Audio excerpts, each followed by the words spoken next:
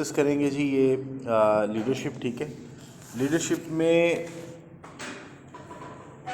Leadership से क्या मुराद होता है? What do you mean, like आप लोग क्या समझते हैं इसको, क्या होती है लीडरशिप? सर एक टीम को लीड करना। अच्छा ठीक है, और इसके अलावा लीडरशिप क्या है? लीड करना, गाइड करना, ठीक है। लीडर का काम क्या होता है? गाइड करना। और एक लीडर बहुत अच्छा लीडर है अगर ये काम करे जो मैं आपको बताने वाला हूँ।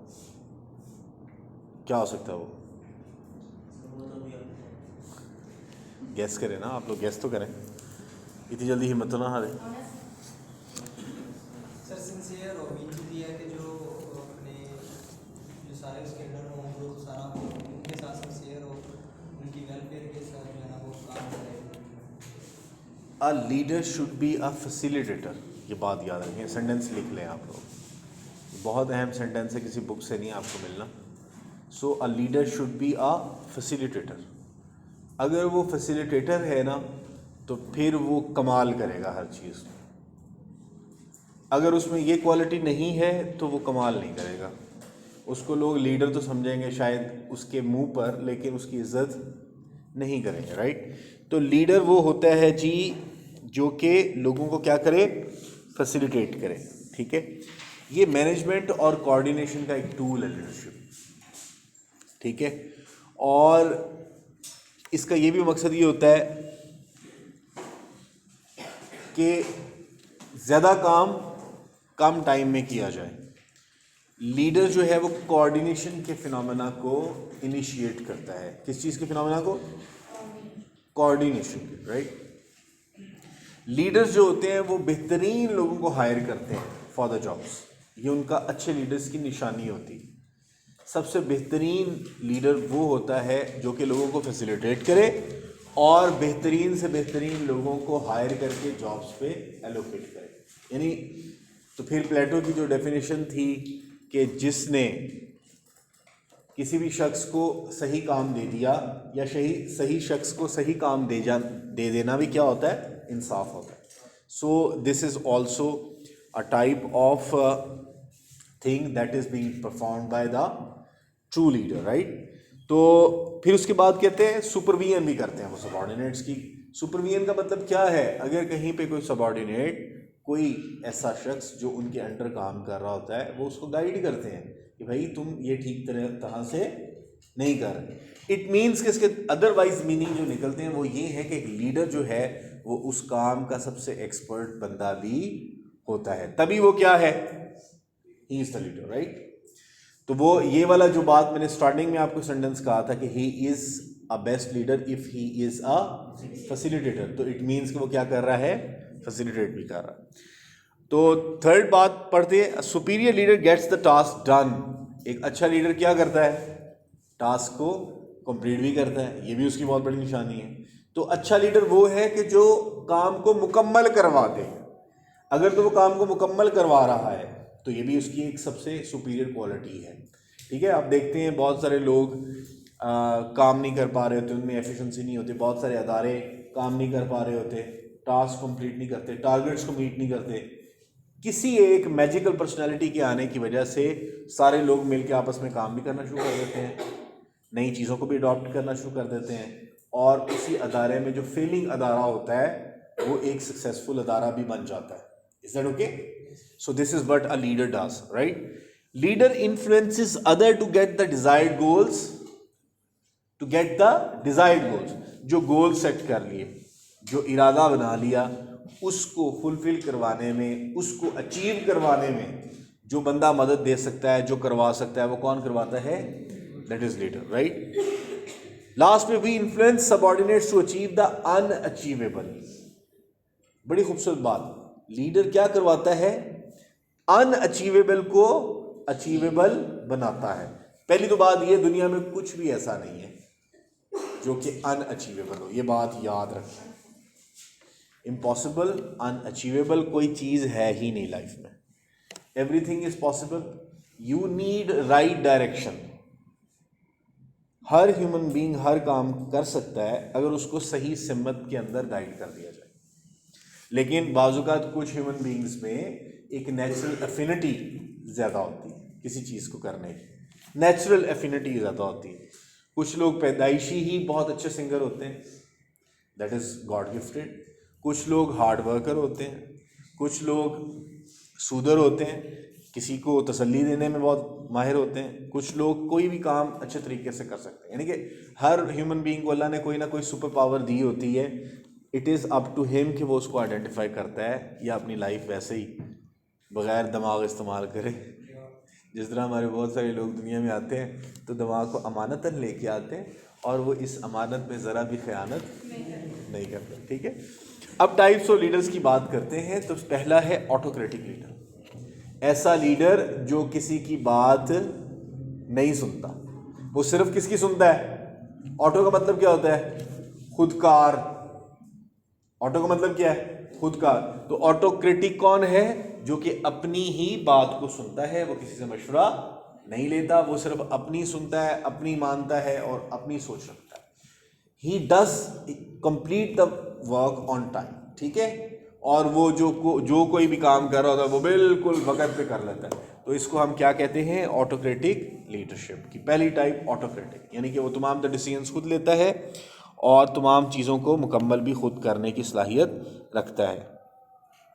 सारे डिसीजंस खुद से लेता है और खुद से उनका फ़ैसला करके चीज़ को, ये हर काम को पूरा करवाता है। ये थोड़ा सा ज़ोर ज़बरदस्ती से काम लेता है। ठीक है, स्ट्रिक्ट होता है इन हिज अप्रोच। दूसरी तरफ हमारे पास आ जाती है तो ये है डेमोक्रेटिक या पार्टिसिपेटिव लीडरशिप। लीडरशिप्स के अंदर इसकी भी बात आगे चल के करेंगे। डेमोक्रेटिक लीडर वो है जो हर एक की राय को जानना बेहतर समझता है। वो कोई भी काम करने लगता है तो वो दूसरे लोगों से पूछता है कि भाई आपकी क्या राय है, उस राय को मुकद्दम रखता है। He considers all those suggestions that had been rendered to him by his colleagues और his co-workers, तो उनको वो लिख लेता है, उनको नोट डाउन कर लेता है और उन सजेशंस को वो अहमियत देता है और अपनी डिसीजन मेकिंग प्रोसेस में उसको शामिल भी करता है। That is democratic leadership type, right. और फिर उसके बाद हमारे पास ये है, ये लोगों को कॉन्फिडेंस भी देता है, एप्रिसिएशन भी प्रोवाइड करता है। ये इसके कुछ एडिशनल टास्क हैं, कुछ एडिशनल बेनिफिट्स हैं जो इस टाइप ऑफ लीडरशिप के अंदर मौजूद रहते हैं। ठीक है, और फिर उसके बाद ये है कि ये लोगों को अप्रिशिएट भी करता है। आपने देखा होगा कुछ लोग, कुछ आपके टीचर्स में से, कुछ आपके वर्कर्स में, आपके बॉसेस में से, they definitely would have appreciated you at certain period of time. ठीक है, उन्होंने कहा होगा आपने बहुत अच्छे तरीके से काम किया, आप काम बहुत अच्छे तरीके से कर रहे हैं, वो अप्रिशिएट करते हैं। अप्रिशिएट करना भी इंसान के जो फैकल्टीज़ हैं, जो उसकी एबिलिटीज़ हैं, उसको एनहांस करता है। ठीक है, आप कोई बहुत अच्छा खाना बनाए ख़वातीन है तो उसकी अप्रिसिएशन ना मिले तो मुँह उतर जाता है ना। इसी तरह कोई बंदा बहुत ज़्यादा अच्छा काम करे, कोई अचीवमेंट करे और उसको कोई अप्रिशिएट ना करे तो, और फिर उसके बाद अप्रिशिएट करना आपको मोटिवेट भी करता है, अगले को भी मोटिवेट करता है। ठीक है, और जो लोग सेल्फ मोटिवेटेड होते हैं, याद रखें उनकी निशानी होती है कि वो आपको अप्रिशिएट करेंगे। जो लोग पॉजिटिव थिंकर्स होते हैं वो आपको अप्रिशिएट करेंगे, ये निशानी है। कहते हैं आमतौर पे एक सेइंग है कि जब आप कामयाब हों तो जो लोग आपकी कामयाबी पे तालियां ना बजाएं तो उनको ख़ास तौर पे जहन में रखें कि वो कौन होते हैं। ठीक है, वो हासिल होते हैं मोस्टली, तो ज़रा उनको जहन में रखना चाहिए। ठीक है, उनसे बच के रहना चाहिए। आगे है हमारे पास प्रोवाइड थॉटफुलनेस एंड कंसिडरेशन। ये लोग आपको सोचने पे भी मजबूर करते हैं। उनका कोई ना कोई पॉइंट ऐसा होता है, उनकी राय ऐसी होती है जो आपकी पर्सनालिटी में मौजूद फ्लॉज को हाईलाइट करती है और आपके अंदर एक फिनोमेना ट्रिगर करती है। That is the phenomena of self assessment. ठीक है, ये डेमोक्रेटिक लीडर्स करते हैं। ठीक है, यानी कि वो कॉन्टीन्यूसली अपने कोवर्कर्स को करेक्ट भी कर रहे होते हैं, उनको गाइड भी कर रहे होते हैं, रेक्टिफाई भी कर रहे होते हैं। देन अब तीसरी टाइप है लेजिस्फियर। लेजिस्फियर जो है ये आमतौर पे ये टाइप है कि जो होता है होने दो। लीडरशिप की ऐसी टाइप, वो कहते हैं रात के बंद ये होने दो, जो होता है होने दो। ये वो वाले हैं कि इनकी सर पे कोई जूं नहीं रेंगती, नीचे तबाह हो जाए, बॉम्ब लग जाए, धमाका हो जाए, कहते कोई बात नहीं, नो प्रॉब्लम, सारी तरफ शांति है। ठीक है, तो ये जो उनसे हैं, ये कौन से हैं? लेजिस्फियर। ये तबाही मचा देते हैं लेकिन ये लोगों पे बहुत फेवरेट होते हैं। फेवरेट तो होंगे, क्योंकि ये किसी को पूछते ही नहीं है कि क्या कर रहे हो। अगर कोई आप बंदा आपके पास आया है, वो कहे सर मैं छुट्टी ले लूँ, कहते चले जाओ, ओके नो प्रॉब्लम। सर मेरी तनख्वाह पहले मिल जाएगी, हाँ मिल जाएगी, ओके। सर मैं फैक्ट्री खा जाऊँगा आपकी, जी खा जाओ, ठीक है। सो दे हैव, कोई उनका एतराज़ नहीं किसी चीज़ पे। ये बड़े ही मासूम किस्म के लोग होते हैं, लेकिन ऐसे भी लोग भी एग्जिस्ट करते हैं। तो इनको क्या कहते हैं, लेज़र, ठीक है। गम और गुस्सा इनके अंदर मौजूद, ये इस चीज़ से मुबर्रा होते हैं। तो ये आपने देख ली लेज़र की टाइप कि ये they provide full liberty to their coworkers. वो कहते हैं भाई जो हुंदा है कर लो। जैसे बड़े जरदारी साहब थे, उन्होंने क्या किया पाकिस्तान के साथ, उनके पास कोई बंदा कि मैं फ़लानी चीज़ खा, स्टील मिल खा लूँ, उसने कहा खा लो। उसने कहा मैं पाकिस्तान आर्मी का बेड़ा गर्क कर दूँ, उसने कहा कर दो, नो प्रॉब्लम, ठीक है। तो इसी तरह अभी रिसेंट लीडर जो गए हैं वो भी ऐसे ही थे, सही है। उनसे कहा इकोनॉमी का बेड़ा गर्क कर दूँ, उन्होंने कहा कर दो, नो प्रॉब्लम, पाकिस्तान बियर कर लेगा। अच्छा, फिर उसके बाद है हमारे पास task oriented leaders. Task oriented, they are highly focused on their task, highly focused on their task. अब ये लोग जो होते हैं ना, इन्होंने लोगों को मोटिवेट भी करना है, इन्होंने लोगों को टॉन्ट भी करना है, डांटना भी है, लेकिन ये वो काम करवा लेते हैं कभी नरम बन के कभी गरम बन के, ठीक है। कि दोनों ही आर्ट इनके अंदर होते हैं, कभी दोस्ती से कभी चालाकी से, सही है। दे does their work very efficiently. तो इन्हें क्या कहते हैं, टास्क ओरिएंटेड लीडर्स, राइट। लेकिन ये ऑटोक्रेटिक नहीं होते। इसका और ऑटोक्रेटिक का कॉन्फ्लिक्ट है आपस में। ऑटोक्रेटिक बड़ा स्टबर्न होता है, वो अपनी ही बात जिद से मनवाता है, चाहे वो गलत हो। ये बात लोगों की मानते भी हैं, इनमें फर्क ये है, बात समझे। ये लोगों की बात मानते भी हैं, कभी लोगों की मान लेते हैं, कभी अपनी मनवाते हैं, लेकिन बिल आखिर घूम घुमा के अपनी बात पे ले आते हैं, काम करवा लेते हैं। That is the main quality. Democratic के अंदर तो लोगों की राय लेता है ना ज़्यादा, वो ज़बरदस्ती करता ही नहीं है। ये ज़बरदस्ती भी करता है, और ये लोगों की राय भी लेता है, ज़बरदस्ती भी करता है। ऑटोक्रेटिक में क्या है, वो सिर्फ ज़बरदस्ती करता है, ठीक है। वो कॉर्सियन से काम लेता है, वो धमकी लगाएगा, जॉब से हटा देगा, तो इस तरह से काम लेता है। Then we have people oriented. इसके अंदर जो है पीपल ओरिएंटेड लास्ट टाइप है लीडरशिप की। ये लोग बड़े अफेक्शनेट होते हैं, ये भी अपना काम करवाते हैं, लेकिन ये हर चीज़ में अपनी अफेक्शनेट नेचर को कंसिडर करते हैं। फॉर एग्जांपल, अगर उनका काम हो रहा है और किसी को बहुत इमरजेंसी पड़ गई है, जैसे बहुत सारी ह्यूमन इमरजेंसीज हो सकती हैं, मेडिकल इमरजेंसी हो सकती है, तो ये उस बंदे को लिवरेज दे देते हैं और अपने काम को पसे पुष्ट डाल देते हैं। बात समझें। तो इस तरह से ये जो टाइप ऑफ लीडरशिप है, ये कौन से हैं, people oriented leaders. People oriented leaders and laser, they are loved by the people. ये बात याद रखें, ये दोनों लीडरशिप टाइप्स जो हैं, they are loved by the people. और इनमें से अगर कोई परफेक्शन रखती है लीडरशिप टाइप, तो वो है डेमोक्रेटिक। वो कौन सी है, डेमोक्रेटिक है। डेमोक्रेटिक लीडर्स बैलेंस भी कायम करते हैं, लोगों की राय भी शामिल करते हैं, काम भी कर लेते हैं अपना मुकम्मल, और तमाम तर चीज़ों को कंसिडर भी करते हैं, ठीक है। टास्क ओरिएंटेड में फ़र्क है डेमोक्रेटिक से। टास्क ओरिएंटेड जो है वो लोगों की राय कंसिडर करते हैं, लेकिन इनकी कंसिडरेशन 30% है, डेमोक्रेटिक की कंसिडरेशन 70% है। अब डिफरेंशिएट कर लिया आपने। टास्क ओरिएंटेड के अंदर कॉर्सियन भी होती है, मैंने आपको बताया था कि वो बाज़ोकात ज़बरदस्ती भी करेगा और बाज़ोकात वो आपकी बात भी मान लेगा, नहीं, उसमें दोनों फ्लेक्सिबिलिटी मौजूद होती है। डेमोक्रेटिक के अंदर ज़्यादा फ्लेक्सिबिलिटी है, ठीक है। इसलिए हम उसको कहते हैं सबसे बेहतरीन टाइप है। जहाँ पे भी फ्लेक्सिबिलिटी होगी, याद रखें वो सिस्टम ग्रो करते हैं। जिनमें फ्लेक्सिबिलिटी होती है सिर्फ वही सिस्टम ग्रो करते हैं, जो स्ट्रिक्ट होते हैं वो ग्रो नहीं करते।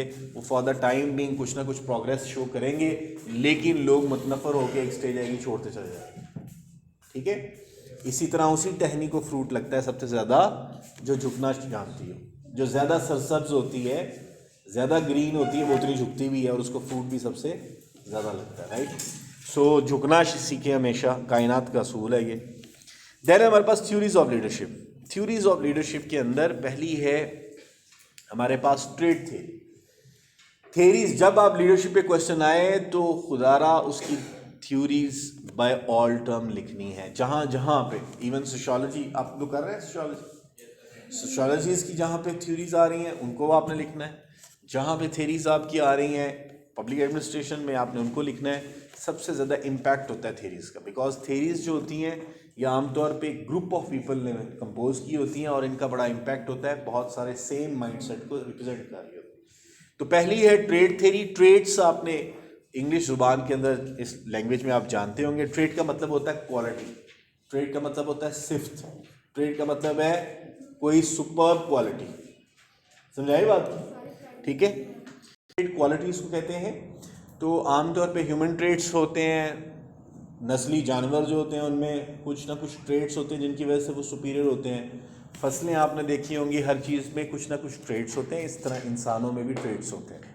आप इस तरह से नहीं कह सकते कि इंसानों के अंदर ट्रेड्स नहीं होते, ठीक है। जो नस्लें हैं, नस्लें बहुत काउंट करती हैं।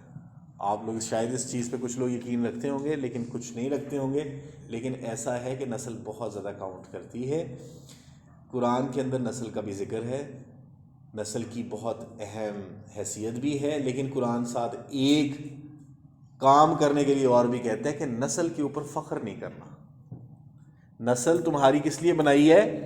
पहचान के लिए, सूटेबिलिटी के लिए, कि कौन सी नस्ल का बंदा किस नस्ल के अंदर किस काम के लिए सूटेबल है। For example, Pakhtuns being a military personnels बहुत अच्छे हैं, उनका मैच नहीं है। फाइटर के तौर पे दे आर वेरी गुड, उनका मैच उसमें नहीं है। बीइंग अ फार्मर कोई एक कम्युनिटी हो सकती है, बीइंग अ ट्रेडर कोई और कम्युनिटी हो सकती है। तो अल्लाह ने इंसान को मुख्तलिफ कामों के लिए, मुख्तलिफ इंसानों को कुछ सुपीरियर क्वालिटीज़ दे के भेज दिया और वो अपने अपने कामों के अंदर भी बहुत सूटेबल है। कुछ ऐसी नस्लें भी बना दी जो सारे कामों में सूटेबल होती हैं, ऐसे इंसान भी बना दिए जिनके अंदर सारी ही क्वालिटीज़ होती हैं।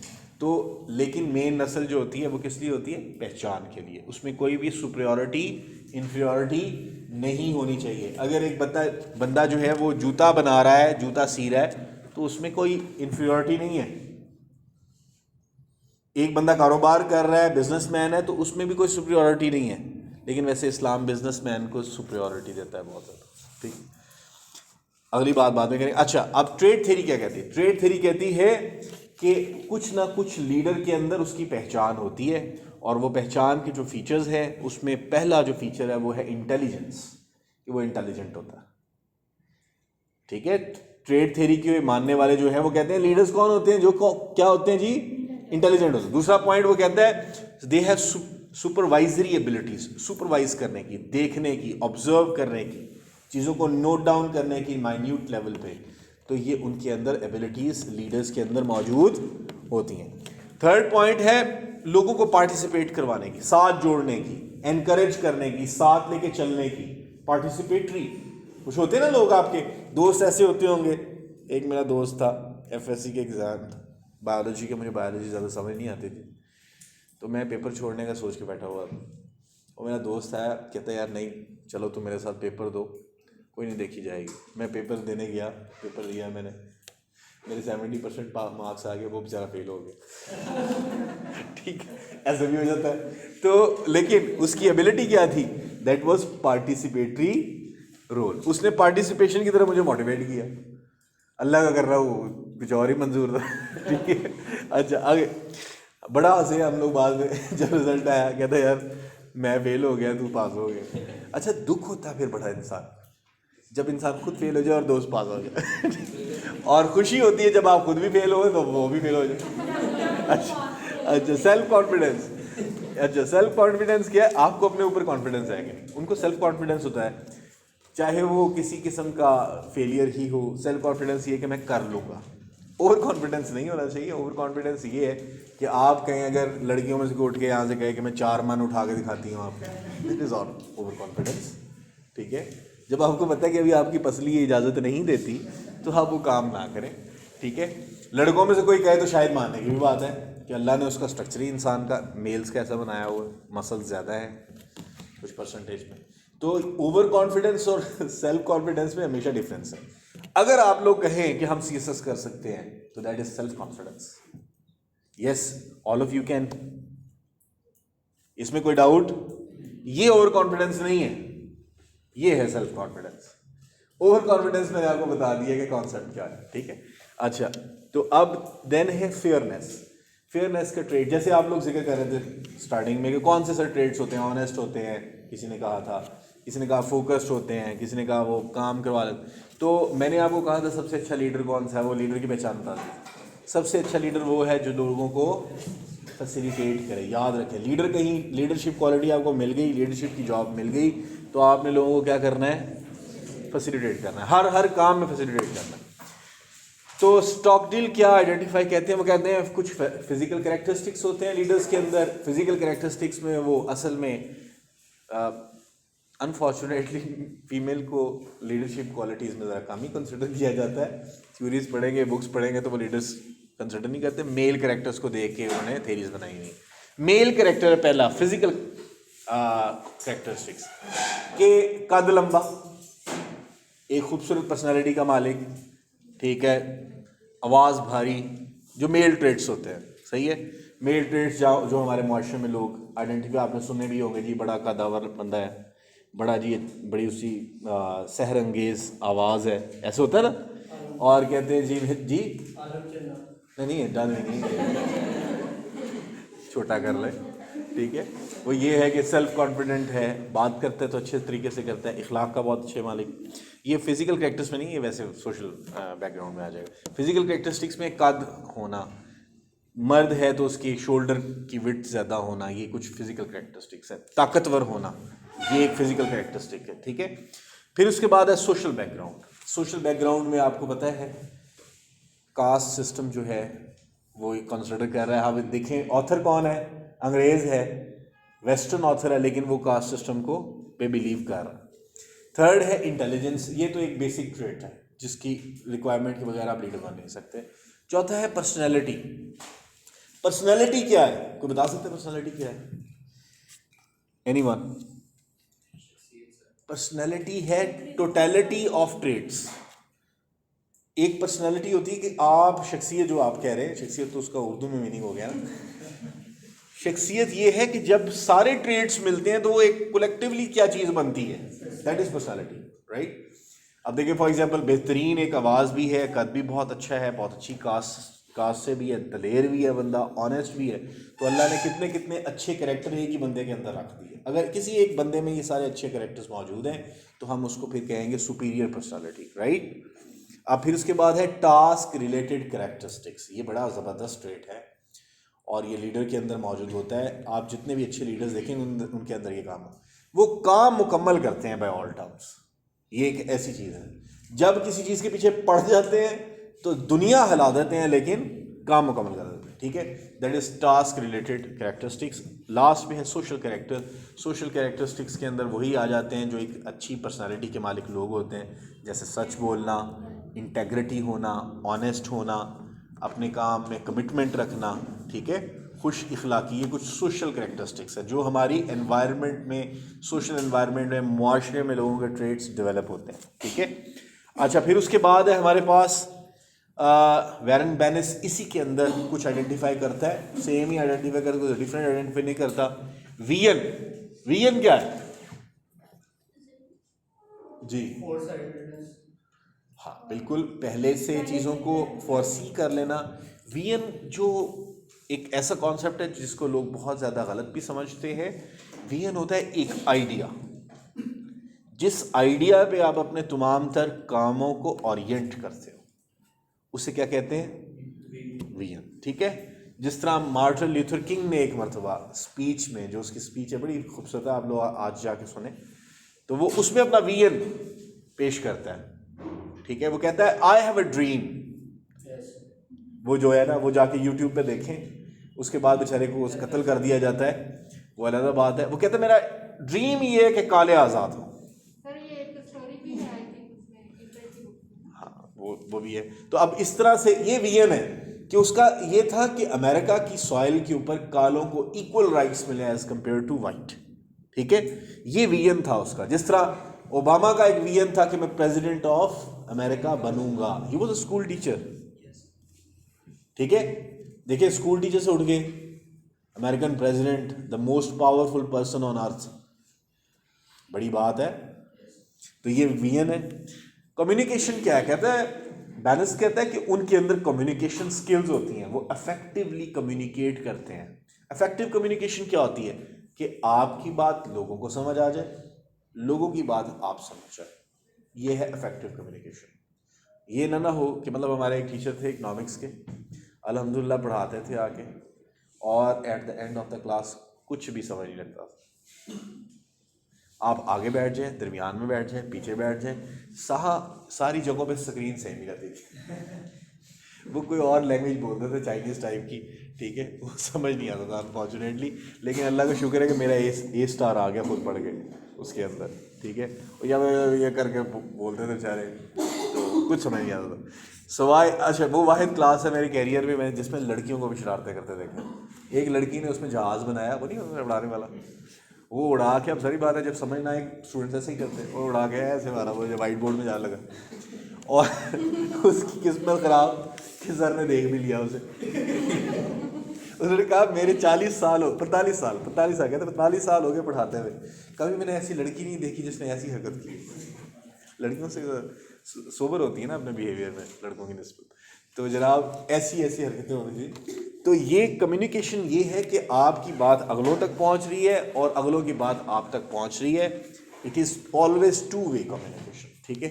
देन वी हैव परसिस्टेंस, ये अभी हमने बात कर ली, परसिस्टेंस होती है काम करने में।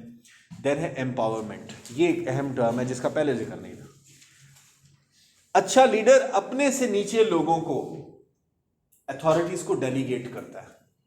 ये जो डेलीगेशन है ना, that is called empowerment. Authority को देता है, अथॉरिटी को एलोकेट करता है। आज मैं साथ साथ रिकॉर्डिंग भी कर रहा हूँ, सेम लेक्चर की रिकॉर्डिंग यूट्यूब पे पड़ी होगी विद ऑल द स्लाइड्स, ठीक है। तो एम्पावरमेंट क्या है? ट्रांसफर करना अपनी अथॉरिटी को लोअर एक्लॉन्स तक ट्रांसफर करने का अमल क्या कहलाता है? एम्पावरमेंट। क्लियर हुई बात? तो जो कॉम्पिटेंट लोग होते हैं वो कॉम्पिटेंट लोगों को हायर करते हैं और कॉम्पिटेंट लोगों को ड्यूटीज क्या करते हैं? एलोकेट करते हैं, असाइन करते हैं। तो ऑर्गेनाइजेशन एबिलिटी, जैकमा का पता है आपको? फाउंडर ऑफ अली बाबा। वो कहता है, बड़ी खूबसूरत बात उसने कही, उसने कहा कि मैंने एक, हालांकि उसका कोई पर्सनल बिजनेस नहीं है, उसने मुख्तलिफ बिजनेसेस को सिर्फ नेट पे लेके आया, वो इंटरनेट पे लेके आया, इंटरनेट तक अप्रोच दी उसने, बस दुनिया के मुख्तलिफ चीज़ों को इंटरनेट की एक्सेस दे दी, सोर्सिंग करवा दी मुख्तलिफ फैक्ट्रीज की। जैकमा वो कहता है मैंने सिर्फ एक काम किया, इंतहाई इंटेलिजेंट लोगों को एक जगह इकट्ठा किया और उनके दरमियान क्या डेवलप की? Coordination. And they have given me this, Alibaba, the largest trading website on earth, ठीक है। और उस पर बिलियंस ऑफ रुपीस की, बिलियंस ऑफ डॉलर्स की डील्स होती हैं डेली बेसिस पे, ठीक है। फ्रांस में कोई चीज़ पड़ी है, अलीबाबा पे वो पोस्ट कर देते हैं, वो चीज़ इंडिया आ रही है। इंडिया में कोई चीज़ पड़ी हुई है, अमेरिका किसी को चाहिए, वहाँ से सोर्सिंग हो सकती है। तो इस तरह से आप देखो कि जो लीडर होता है वो ये काम करता है। फिर उसके बाद है they are no universal accepted trade. ये भी कहता है साथ राइटर कि यार ऐसा नहीं है कि कुछ ट्रेड सारों में ही मौजूद हों। सारी एबिलिटीज अल्लाह पाक, सारा पैकेज अल्लाह पाक एक बंदे में डाल के नहीं भेजते, याद रखें। अल्लाह ने वो तकसीम की हुई है बड़ी खूबसूरत। किसी को एक क्वालिटी बहुत सुपर्ब दे दी है, किसी को दूसरी क्वालिटी दे दी है, किसी को तीसरी क्वालिटी। तो इस तरह से अल्लाह पाक ने रिसोर्सेज का इक्वल डिस्ट्रीब्यूशन की है। हर ह्यूमन बीइंग जो आपको नजर आएगा, अगर उस बेचारे के नक्शो निगार अच्छे नहीं है तो उसके पास कोई एबिलिटी बहुत अच्छी होगी, ठीक है। अगर उसके नक्शो निगार बहुत अच्छे हैं, वो भी एक एबिलिटी है, वो भी अल्लाह पाक का गिफ्ट है, अच्छी शक्ल सूरत होना, सही है। तो एबिलिटीज इस तरह से रिलेटिवली इंसाफ से तकसीम की है। लेकिन ये क्या कह रहा राइटर कि सारी ही चीज़ें एक जगह पर इकट्ठी नहीं होती। ऐसे ना मान लेना कि सारी ही होंगी तो वो लीडर कहलाएगा, इनमें से मेजॉरिटी होनी चाहिए, ठीक है। देन हमारे पास है बिहेवियरल थ्योरी। कहता है बिहेवियर के हवाले से हम लीडरशिप की बात कर लेते हैं कि जो लीडर है ना, उसको लीडर मानना है तो उसके मानने में, लीडर उसको मानने में, उसके बिहेवियर में भी कोई स्पेसिफिक क्वालिटीज़ होती हैं।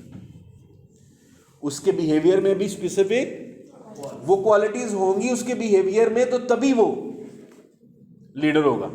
चले बाबा, आप ये बात यहाँ पर हम लोगों ने बहुत आसानी से गैस कर जाना है। Why lion is the king of the forest,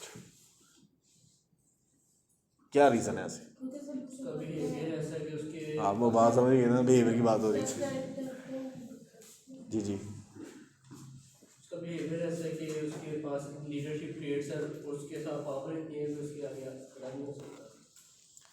power तो मौजूद है, उससे ज़्यादा पावर वाले भी मौजूद हैं, आपको पता है जंगल में। यस, अकेला वो पावर वाला नहीं है, लेकिन उसका बिहेवियर ऐसा है कि वो पावर को एनहांस वो उसका सबसे इंपॉर्टेंट चीज़ याद रखें, attitude. This is the most important thing. उसका एटीट्यूड जो है वो उसको पूरे जंगल का बादशाह बनाता है। उससे ज़्यादा ताकतवर कौन? एलिफेंट उससे ज़्यादा ताकतवर है। वो सांड जो होता है इतना मोटा था वो उससे ज़्यादा ताकतवर है, ठीक है। जिराफ जो है वो उससे ज़्यादा ताकतवर है, मगरमच्छ उससे ज़्यादा ताकतवर है, लेकिन वो किंग नहीं है। उसकी वजह क्या है? उनका बिहेवियर ऐसा नहीं, ठीक है। उसका बिहेवियर है कि उसने हर एक पे हमला करना है, ये उसके बिहेवियर में शामिल है।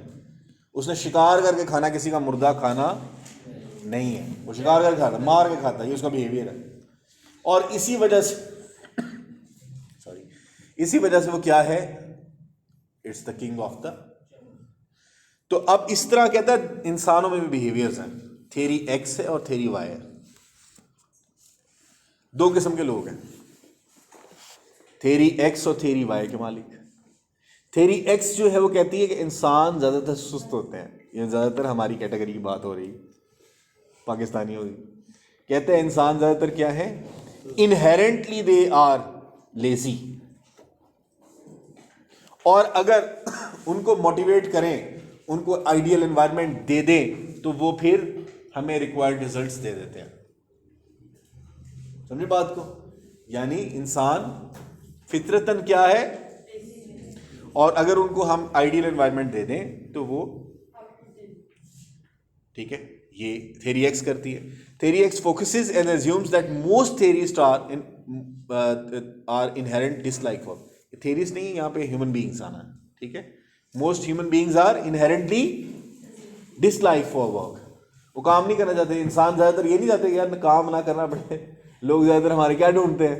काम ना करना पड़े और पैसे आते रहे। ऐसा है ना, सब कुछ हमें मिल जाए। इसके लिए इंग्लिश की बड़ी खूबसूरत मिसाल है, first deserve then desire. Deserve क्या है? डिजर्व का वर्ड ऐसे ही फिलोसफिकल वर्ड है यहाँ पर। इसका मतलब है first do hard work then desire. पहले मेहनत करो, फिर बाद में सोचो क्या मिलेगा। हमारे लोग क्या कहते हैं कि पहले कुछ मिल जाए, बाद में देखेंगे काम करना है कि नहीं। सही है। अच्छा, most people wish to avoid responsibility, ये भी इसका पार्ट है। रिस्पॉन्सिबल नहीं होते, काम नहीं करना चाहते। एनवायरनमेंट अगर इनको सीधा किया जाए, रिक्वायर्ड एनवायरनमेंट दिया जाए। अब ये थ्योरी वाई कहती है कि अगर हम उनको सूटेबल एनवायरनमेंट प्रोवाइड कर दें, ये थोड़ी सा पॉजिटिव थिंकिंग है। पहले वाली थ्योरी कहती है इंसान फितरतन ही सुस्त है। दूसरी थ्योरी कहती है अगर हम उनको ऐसे सुस्त इंसान को भी आइडियल एनवायरनमेंट दे दें जो वो चाहता है, तो वो काम कर लेता है। ये थ्योरी वाई है। इस थ्योरी को आपकी बुक में, जो ख़ासतौर पर सुल्तान खान की बुक है, वो बहुत कंफ्यूजिंग लिखा हुआ है। इसलिए जो मैं कॉन्सेप्ट आपको दे रहा हूँ, इसको एज इट इज़ लिख लें ताकि आप इस पर कंफ्यूज ना हो कल को। ठीक है। बुक में बहुत सारी, ये दूसरे सोर्सेज से मैंने पढ़ा है, तो साइकोलॉजी के अंदर भी है ना थ्योरी एक्स और थ्योरी वाई। तो थ्योरी एक्स और थ्योरी वाई वाई पे, चूँकि मेरा साइकोलॉजी सब्जेक्ट था तो मैं इस थ्योरी को बड़ा इन डेप्थ चाहता हूँ। तो थ्योरी वाई जो है वो कहती है on the other hand contrary कि emphasize that learning take place under proper condition. और ये बात मैं इस बात से ज़्यादा इत्तेफाक करता हूँ। आप इस पे ना हॉथॉर्न एक्सपेरिमेंट भी है, उसको मैं बात जिक्र करूँ। उन्होंने क्या किया, फैक्ट्री के अंदर ना एयर कंडीशनिंग कर दी, लाइट बड़ी अच्छी कर दी, बहुत सफिशिएंट लाइट कर दी जिसमें नींद नहीं आती है आपको। एयर कंडीशनिंग कर दी, वर्कर्स की एफिशिएंसी बढ़ गई। फिर उन्होंने और काम किया, उन्होंने पर पीस के साथ इंसेंटिव जोड़ दिया। उन्होंने कहा पर पीस जितना आपकी सैलरी पर पीस मैन्युफैक्चरिंग पे होगी, अगर आप 20 बनाते हो तो आपको 20 के पैसे मिलेंगे, 10 बनाते हो तो 10 के पैसे मिलेंगे।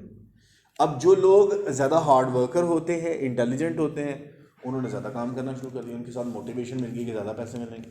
ठीक है, तो क्या चीज़ फिर वैलिड कौन सी हुई? Theory Y. आप एक इंसान को एक इंसेंटिव दिखा दें, सूटेबल एनवायरनमेंट प्रोवाइड कर दें, तो वही बंदा ज़्यादा एफिशिएंटली काम करना शुरू कर देगा। क्लियर होगी बात? Theory Y and theory x.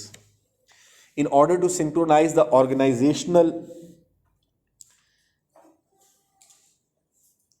organizational objectives with the individual objectives, we need proper environment. हमें क्या चीज़ चाहिए? प्रॉपर एनवायरनमेंट चाहिए। अब इस पे स्टडीज़ भी हैं जिनका मैंने जिक्र किया, आइवा स्टडीज़ हैं, आइडेंटिफाइड। अब ये स्टडीज़ जो है ना, इन थेरीज़ को प्रूव करने में बाद में एक्सपेरिमेंटेशन होती है इन चीज़ों पे।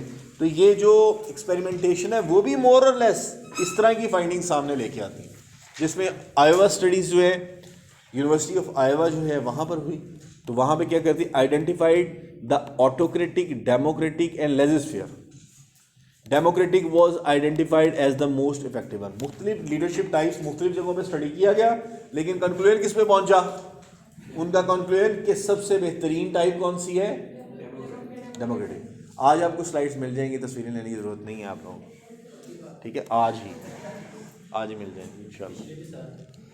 हाँ, 2 जो है वो भी मिल जाएंगी। Michigan studies identified job oriented and employ oriented leadership styles. Michigan studies ने क्या किया? जॉब ओरिएंटेड और दूसरा एम्प्लॉय ओरिएंटेड। यानी मुख्तलिफ स्टडीज़, असल में ये मुख्तलिफ फाइंडिंग्स क्यों आ रही हैं? जो इंडस्ट्रीज इन्होंने स्टडी की है ना, वहाँ पर वो लोग ज़्यादा एफिशिएंट थे। कुछ इंडस्ट्रीज़ वहाँ पे डेमोक्रेटिक लीडर ज़्यादा कामयाब थे, कुछ इंडस्ट्रीज़ वहाँ पे एम्प्लॉय ओरिएंटेड लोग ज़्यादा कामयाब थे। तो इसलिए डिफरेंस ऑफ ओपिनियन आ रहा है। और Ohio studies state university identified consideration and initiative of the structure as the leadership styles, and identifies that highly productive leaders are the one that have both the character. The behavior theory got more fame as compared to the trait theory, but it lacks the situational conflations. कहता है, क्या कहा उसने? हाँ जी, behavioural theory को बहुत ज़्यादा अहमियत आइवा स्टडीज़ के अंदर क्या, आइवा स्टेट यूनिवर्सिटी की स्टडी में वो कहता है बिहेवियरल थ्योरी को ज़्यादा अहमियत मिली as compare to trait theory. Trait theory क्या थी? कि इंसानों में कुछ खास ट्रेड्स होते हैं तो तभी वो अच्छे काम करते हैं, यही थी ना? कि अगर कोई अच्छी फिजिकल स्ट्रक्चर रखता है, कोई बेहतर माइंड सेट रखता है, इंटेलिजेंट है, वही अच्छा परफॉर्म करेगा। तो कहता है ऐसा नहीं है, ये डिपेंड करता है किस चीज़ पे? बिहेवियर। आप उसको एनवायरनमेंट कैसा दे रहे हो। तो इंसानों को अगर आप अच्छा एनवायरनमेंट दे देते हो तो वो स्टडी भी अच्छा करते हैं, वो परफॉर्म भी अच्छा करते हैं। तो और ज़्यादा बात भी ट्रूथ यही है। ट्रूथ जो है वो ये है कि इंसान अगर उसको रिक्वायर्ड एनवायरनमेंट दे दिया जाए तो वो ज़्यादा परफॉर्म करता है, बेहतर, जिसमें वो कंफर्टेबल है। ठीक है, जैसे फॉर एग्जांपल मैंने आपको ये बात बताई थी कि जब आपका शौक आपका प्रोफेशन होता है ना, तो आपकी एफिशिएंसी 100% होती है। You are then compareless. आपका शौक आपका प्रोफेशन होता है, ये एक बात है। फॉर एग्जांपल एक बंदा इन्वेंटर है और वो बना भी साइंटिस्ट, ही कॉन्टिन्यूसली इन्वेंटेड थिंग्स। ठीक है, अच्छा, फिर उसके बाद है हमारे पास सिचुएशनल थ्योरी। ये एक थ्योरी थोड़ी सी हट के है इनसे। सिचुएशनल थ्योरी इससे मुख्तलिफ बात करती है। सिचुएशनल थ्योरी जो है ये बात करती है कि असल में ये जो ट्रेड की बात है ये पिछली है, ये भूल जानी चाहिए। असल में सिचुएशन ऐसी होती है कि बाज़ औक़ात कुछ लोग लीडर बन जाते हैं। ठीक है, इस पे एक मूवी है बड़ी अच्छी, एपोक्लिप्टो, मेरा ख्याल है, अगर आपने किसी ने देखी हो। किसी ने देखी? एपोक्लिप्टो है, वो बहुत अच्छी मूवी है। उसमें ये होता है कि एक जो हीरो का किरदार जो शख्स प्ले कर रहा है, उसके कबीले पे अटैक हो जाता है। वो बड़ा आम सा बंदा होता है, कबीले पे अटैक हो जाता है तो उसके बीवी बच्चे भी होते हैं। अब वो बेचारे कबीले वाले तो सारे, एक कबीला दूसरा, जंगली कबीले हैं बेसिकली तो, और एक कबीले ने दूसरे पे अटैक कर दिया, उन्होंने सारे बंदे मार दिए, उनके औरतें मार दी, उसकी फैमिली भी उनमें है। याद आई? तो जब उसकी फैमिली उसमें है तो वो उनको बचाने के लिए फिर उस दूसरे मुखालिफ कबीले के लोगों को मारना शुरू करता है। पहले वो बिल्कुल एक आम इंसान और किसान है, लेकिन जब वो उसकी फैमिली को थ्रेट आती है तो देन उसमें से वो एक ऐसा बीस्ट निकलता है, उभरता है कि वो फिर सारे दूसरे कबीले के मर्दों को मार देता है। ठीक है, ये है सिचुएशन कि सिचुएशन ने उस बंदे को क्या बना दिया, लीडर बना दिया। उसमें वो जो ट्रेड्स थे छुपे हुए उनको उभार दिया। जैसे नेल्सन मंडेला भी कहते हैं कि मैं बड़ा एक आम सा इंसान था, लेकिन सिचुएशन ने मुझे किस तरह से मोल्ड किया कि मैं एक टास्क को लेके उसके पीछे चल पड़ा। ठीक है, नेल्सन मंडेला का भी काम सारा एपर्थेट पे है ना, कि जो कालों की आज़ादी है उसके ऊपर, और सबसे one of the longest in prison leader है वो। 30 साल गुजारे उन्होंने जेल के अंदर, थोड़ा टाइम नहीं, अपनी लाइफ के 30 साल 30 ईयर्स। तो नेल्सन मंडेला ये अब क्या है, कालों की आज़ादी के लिए सारा कुछ कर रहा है। सही है, that it's the situation that creates leaders. बात में लगी, पहला पॉइंट, सिचुएशन क्रिएट कर देती leadership. Certain trades are through, yes वो ये बात ज़रूर कंसिडर कहते हैं कुछ ट्रेड्स चाहिए होते हैं, जैसे फॉर एग्जांपल वही सोशल ट्रेड्स जो कि हर अच्छे इंसान के अंदर होना चाहिए, ऑनेस्टी, डेडिकेशन, ठीक है, टास्क ओरिएंटेड ट्रेड्स जो होते हैं, प्लस इसके बाद focus, commitment with your task, and lastly one under who is effective in one situation on becomes useless in the other. कहता है ऐसा भी होता है, एक बंदा एक सिचुएशन के अंदर लीडर बन के उभरा हो और वही बंदा जब हम दूसरे एनवायरनमेंट में रखें तो वहाँ पे फेल हो जाए। ऐसा भी हो जाता है, एक बंदा एक बिजनेस के अंदर बहुत कामयाब है, वही दूसरा बिजनेस करे तो उसमें नाकामी भी हो जाती है। होता है कि नहीं ऐसे, एक इंस्टीट्यूशन में वो बहुत कामयाब है, दूसरे इंस्टीट्यूशन में वो फेलियर का शिकार है। तो ये भी इस चीज़ में हो सकता है। तो ये थी हमारी सिचुएशनल थ्योरी। इसके अंदर क्या है, task fulfilment and good relation with employees and actually develop relations. Fielder इसके अंदर ये कुछ ट्रेड्स हैं, कुछ क्वालिटीज़ हैं जो फील्डर आइडेंटिफाई करता है। उसके अंदर क्या है, leadership effectiveness increased if leader have strong relationship with employ. फिर खूबसूरत बात आ गई, पहला पॉइंट, ये आप लोगों के लिए लर्निंग भी है। कहीं पे आप एडमिनिस्ट्रेटर लग जाएं, कहीं पे आपको एडमिनिस्ट्रेटिव जॉब मिल जाए, तो पहली क्या, अपने मुख्तलिफ लोग जो सबॉर्डिनेट हैं उनके साथ अच्छा इखलाक, राइट, फेयर डीलिंग। अगर आपके इखलाक का अंदाज़ा करना है ना, तो एक टेस्ट है, कहाँ से अंदाज़ा किया जा सकता है, कैसे किया जा सकता है, एनीवन? और इसके अलावा जब आपके पास पावर हो। बहुत अच्छी, और जी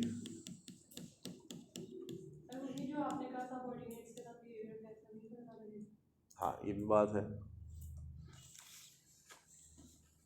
आपका सलूक आपके ग़ुलाम के साथ कैसा है, this is the most distinct feature. यहाँ से पता चलेगा आप उसके साथ कैसे डील करते हैं, आपके इखलाक असल में कैसे हैं। जिस पे आप रोब दबदबा डाल सकते हैं, जिसको आप डांट सकते हैं, मार सकते हैं, वहाँ से पता चलता है असल में आपके वो रिफ्लेक्शन है आपके इखलाक। अब मैं छोटी सी एग्जांपल दूंगा। हज़रत अंस कहते हैं हॉली प्रॉफिट सल्लल्लाहु अलैहि वसल्लम के बारे में कि मैंने उनको सर्व किया एक लंबा अरसा, लेकिन आज तक उन्होंने मुझे झिड़का नहीं। ये हुआ ना अखलाक। फिर ये है इखलाक के जिसकी बेहतरीन मिसाल मिलती है इंसानियत में। This is the highest level of morality. ठीक है, आगे करते हैं जी लीडरशिप। हम क्लैरिटी ऑफ वर्क, आप काम में कितनी क्लैरिटी है, काम जो करने वाले हो आप उसके बारे में कितना अच्छा कॉन्सेप्ट है, आपका कॉन्सेप्ट कैसा। थर्ड है कैपेबिलिटी टू रिवॉर्ड और टू पनिश द सबऑर्डिनेट। आपके पास ये भी आपको लीडर बनाती है कि आप किसी को रिवॉर्ड दे सकते हो, तभी लोग आपकी मानते हैं बात जब उनको पता है कि ये मुझे इंसेंटिव दे सकता है, ठीक है, इससे कोई मुझे फाइनेंशियल बेनिफिट, मॉनेटरी बेनिफिट हो सकता है, या ये मुझे किसी किस्म की punishment, he can dismiss me from the job. तो इस तरह की जो क्वालिटीज़ हैं, पावर्स हैं, वो भी लीडर को लीडर बना देती हैं सिचुएशन में ना। ये सिचुएशन की बात हो रही है, चूँकि सिचुएशनल थ्योरी है तो कह रहा है कि ये चीज़ें रिक्वायर्ड है उस सिचुएशन में, कि he must have the power to dispense duties from a certain person, he can motivate him or he can award him or give something in monetary terms, या उसको सज़ा भी दे सकता है, पनिश भी कर सकता है, तो ये भी कैपेबिलिटी उसको बनाती है। और इस पे क्रिटिसिज्म क्या है, this theory overlooks the trades that really play a part. ये थेरी क्या करती है, क्या करती है जी, ओवरलुक करती है। ओवरलुक का मतलब क्या है, ये नज़रअंदाज कर रही है किस चीज़ को, वो ट्रेड्स जो कि इम्पॉर्टेंट है उनको क्या थेरी कर लेती है, ओवरलुक करती है। यानी कि इस थेरी के अंदर जो लैक है वो ये है कि सिचुएशन के अंदर हमने किसी भी बंदे को लीडर बनता हुआ देख लिया, लेकिन हो सकता है वो जो पीछे वैरन बैनस ने कैरेक्टरिस्टिक्स लिखवाए थे, बताए थे, वो उसके अंदर मौजूद ही ना हो। तो यानी कि क्रिटिसिज्म भी इसमें ये क्या मौजूद है। जैसे हम लोग सारी थेरीज के ऊपर बात कर लेते हैं हम क्रिटिसिज्म के हवाले से। सबसे पहले आपने ट्रेड थेरी देखी, उसमें सबसे ज़्यादा फोकस किस चीज़ पे है, ट्रेड्स पे ही, कि फलाने ट्रेड्स होंगे तो बंदा लीडर है, नहीं होंगे वो लीडर ही नहीं है। यानी वो नज़रअंदाज कर रही है सिचुएशन को, वो नज़रअंदाज कर रही है बिहेवियर को, वो कुछ नेचुरली इनग्रेन्ड इंट्रिंसिक ट्रेड्स को सिर्फ कंसिडर कर रही है कि ये होंगे तो वो लीडर होगा। उसके बाद कौन सी थेरी थी, बिहेवियर। बिहेवियर इंसान, फिर बिहेवियर का एक पार्ट जो थेरी एक्स है वो क्या कह रही है, इंसान इनहेरेंटली ही क्या है, लेजी है। सारों को लेजी कह देना ठीक है, जनरलाइज कर देना इस टर्म को ठीक है, नो। इंसानों में कुछ इंसान है बहुत हाईली मोटिवेटेड होते हैं और हर सिचुएशन में हाईली मोटिवेटेड होते हैं, और वही लोग दुनिया में कामयाब होते हैं जो हाईली मोटिवेटेड होते हैं। पैसिमिस्ट के लिए ज़िंदगी में कामयाबी नहीं है, याद रखें। पैसिमिस्ट ज़िंदगी में कामयाबी नहीं हासिल करते, जो पहले ही हर चीज़ का पहले ही नेगेटिव थॉट लेते हैं, अब मेरे साथ ऐसा हो जाएगा, मेरे साथ ये हो जाना है, वो कामयाब नहीं होते लाइफ में, उनके लिए नाकामी ही होती है। एक थेरी है साइकोलॉजी की कि जैसा ब्रेन होता है वैसी चीज़ें वो अट्रैक्ट कर लेता है। जैसा आप सोचते हैं, अगर आप पॉजिटिव सोचेंगे आपके साथ हर सिचुएशन पॉजिटिव होना शुरू हो जाएगी, लॉ ऑफ अट्रैक्शन, ठीक है। और अगर आप नेगेटिव सोचना शुरू करेंगे तो आपके साथ होगा भी क्या, जलालतें आपका इंतज़ार फिर कर रही है मुसलसल। तो तीसरी थेरी कौन सी हमने पढ़ी फिर, सिचुएशनल थेरी। अब जो बिहेवियरल है उसके अंदर ये फैक्टर गलत आ गया कि इंसान इनहेरेंटली क्या है, सुस्त है, ठीक है। और जो थर्ड आ गई उसकी हमने सिर्फ क्रिटिसिज्म अभी कर ली। So this was all about leadership. इंशाल्लाह नमाज के वक्फे के बाद दूसरी थेरी इंशाल्लाह चैप्टर करते हैं हम, नेक्स्ट चैप्टर। तो इस स्लाइड तक कोई